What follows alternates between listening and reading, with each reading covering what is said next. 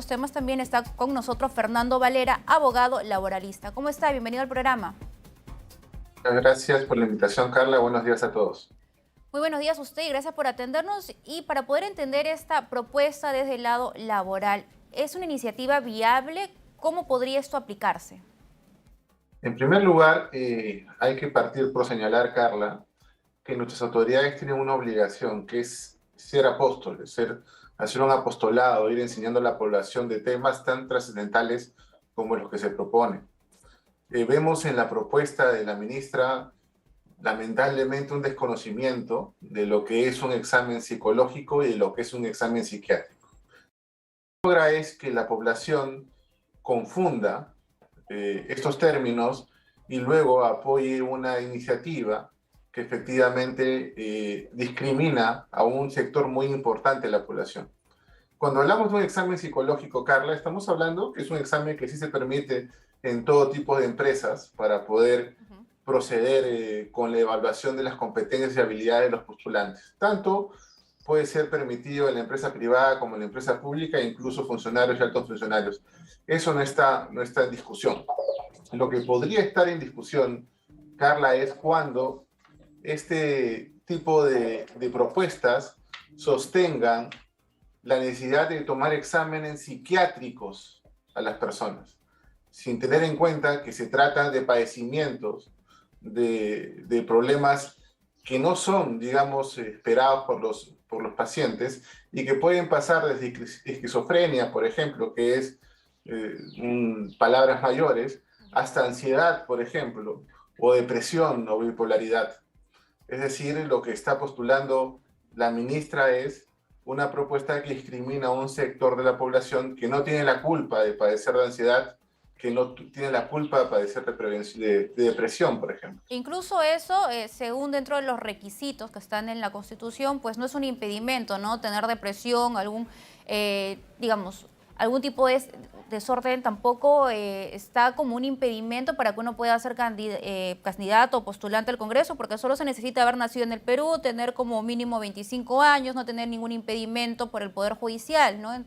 Digamos, son los requisitos actualmente. Es decir, entonces sí puede ser aplicado, sí puede incluirse el tema de la parte psicológica, ¿no? De este test psicológico. Eso sí, más no lo psiquiátrico. Hablamos del artículo 90. El artículo 90 es la representación de la democracia en nuestro país. Es como si evitáramos a una persona por no tener estudios a representar a un sector de la población. Cuando hablamos de cargos de representación, ya la responsabilidad es del elector. En todo caso, al momento de postular, son los ciudadanos los que tienen que evaluar los antecedentes, las personas que los quieren representar. Cuando se habla de empleo público, efectivamente, sí existe una obligación al momento de contratar de establecer las habilidades y capacidades de los postulantes.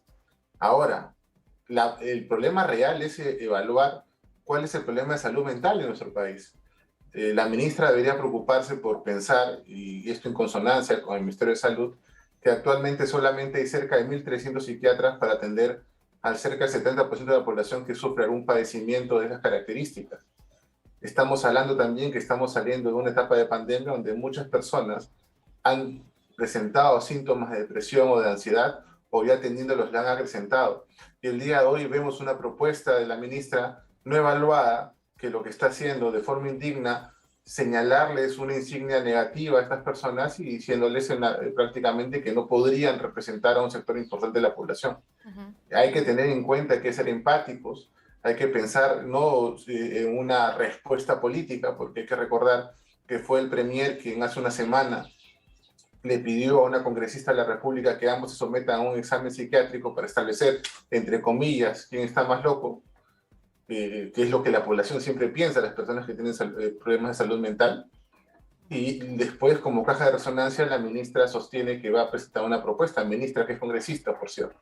Entonces acá lo que se le pide a las autoridades empáticos, no utilizar sus funciones o sus facultades como representantes para problemas de tinte político y pensar que lo que se dice puede afectar a un gran porcentaje de la población, que repito, no tiene la culpa de tener cuadros de depresión, que no tiene la culpa de tener cuadros de bipolaridad.